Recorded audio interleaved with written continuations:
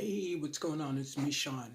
So today is Monday, May 8th. It's 6:45 in the AM, and the weather is 47 degrees, and it's going up to a nice balmy 53 degrees. Winds are at 3 northwest. So I wanted to come out and do this video for you. And let me tell you that my hand is really itching. Sorry about that. My hand is really itching. I don't know why, but anyway, so it's going to be a little shaky. Uh, anyway, but I wanted to tell you that I am trying to prepare for the 3 days of darkness. Now, if you don't know about that, I'm not going to go into it in this video. I want you to Google Padre Pio. P-I-O. I mispronounced or misspelled his name in another video, but it's P-I-O.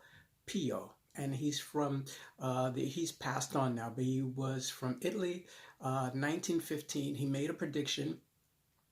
First of all, let me tell you that he had stigmata, and those are the wounds that Jesus got on his hands and feet when they nailed our Lord and Savior to the cross. Now, Patre Pio also got stigmata.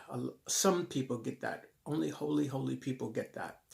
And so he had stated that, and he came to the priesthood when he was 15 years old, but he had stated that he got a warning from God stating that there would be 3 days of darkness. Now, you know, when God predicts something and tells us humans something, it never happens the next day or the next hour. In fact, we never know when this particular event, whatever God prophesizes, is going to happen, or when Jesus prophesied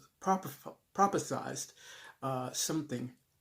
It never happened the next day or next hour. It happened when it was supposed to happen. And neither us humans, whether we're supposed to be prophets or not, I'm saying about Nostradamus, or whether, well, we don't know. Not even the angels in heaven can tell you when something is going to happen that God or Jesus prophesies. So the 3 days of darkness was told to Padre Pio, and it never happened in his lifetime. He passed and it never happened.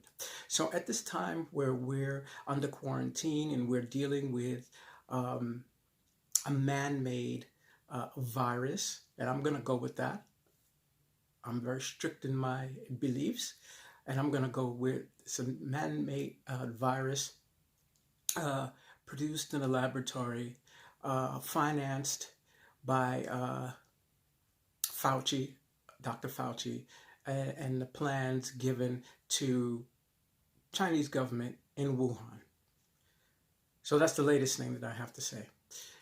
So I'm trying to prepare for these 3 days of darkness because it is my belief.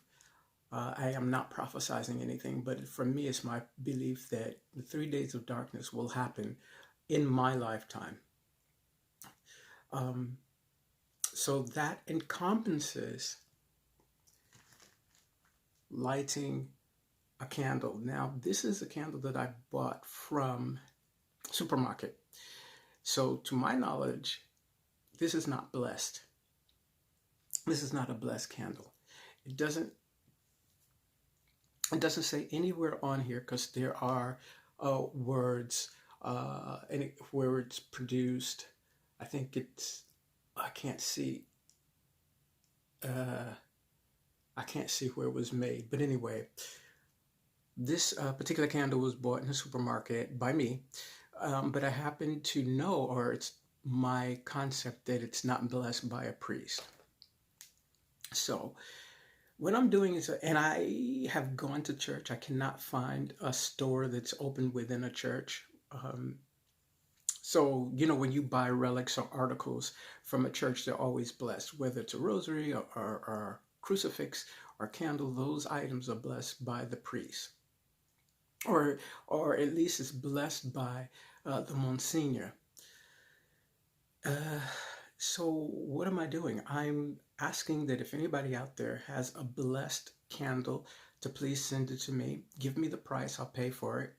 And I'm going to put my email in the descriptions and here on video, and get in contact with me, and I'll give you my address. And please, if you have it, please send me a blessed candle.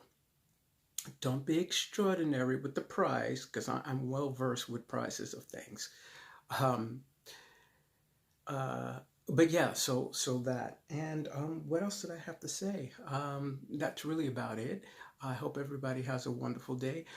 Also, I find it simplistic to keep busy. I watch television shows. I'm watching one now, but I can't show you guys because of copyright laws. So I watch a lot of shows from the 1950s, which is before my time, like Make Room for Daddy and um, uh, Starsky and Hutch. And that's from the 70s. Um, I'm waiting for, there's a channel that shows old television shows here in New York City, and Cozy TV.